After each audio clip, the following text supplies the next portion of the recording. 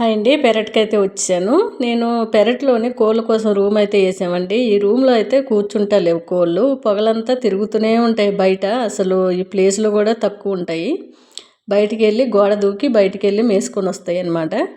నా కోడి అయితే పట్టు కూర్చుండండి. చాలా హ్యాపీగా అనిపించింది.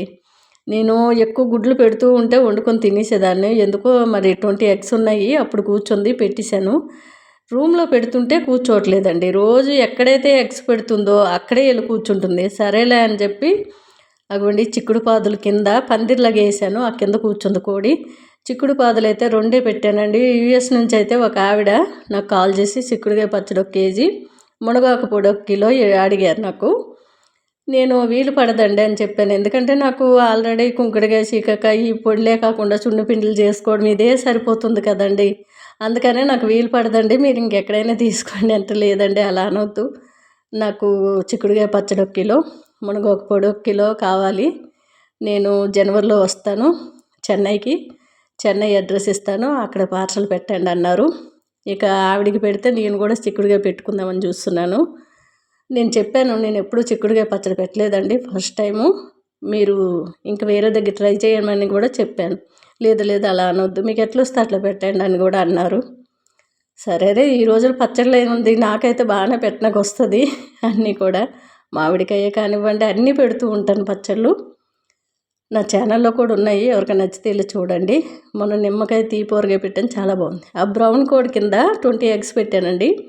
జనవరి 5th కల్లా 21 డేస్ అవుతాయి. ఎన్ని పిల్లలు వస్తాయో చూద్దాము. ఈ వైట్ కోడి డబ్బాలో గుడ్డు పెట్టిందండి.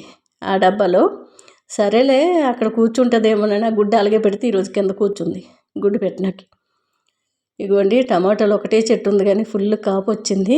చిక్కుడుకాయ చూడండి మల్లె పువ్వులాగా అన్ని పువ్వులే, కాయలు పిందులే ఉన్నాయి. చూడడానికైతే చాలా హ్యాపీగా అనిపించింది. 2 పాదులు పెట్టినా మొత్తం కింద వరకు అల్లుకపోయి మొత్తం అదొక రూమ్ లాగా అయిపోయింది అనమాట. కోళ్ళు రూమ్లో పెడుతుంటే ఉండట్లేదు, ఇక్కడనే గుడ్లు పెడుతున్నాయి, ఇక్కడనే పట్టు కూర్చుంటున్నాయి. సరేలే ఉండని అని నేనైతే కొంచెం రేకు పెట్టి ఒక రూమ్లాగా అరేంజ్ చేశాను. వంకాయలు కూడా ఫుల్ ఉన్నాయండి, నిల్వ పచ్చడి చేసుకోవచ్చు, కానీ నాకు టైం ఉండక చెయ్యనని చెప్తూ ఉంటాను. ఇవ్వండి ఫుల్ గుత్తులు గుత్తులు వచ్చాయి. ఆల్రెడీ కట్ చేస్తున్నా, వండుతున్నా, ఇంకా ఉన్నాయి ఫుల్గా. కోళ్ళు కూడా పిల్లలతో తిరుగుతుంటే నాకు అదొక ఆనందం.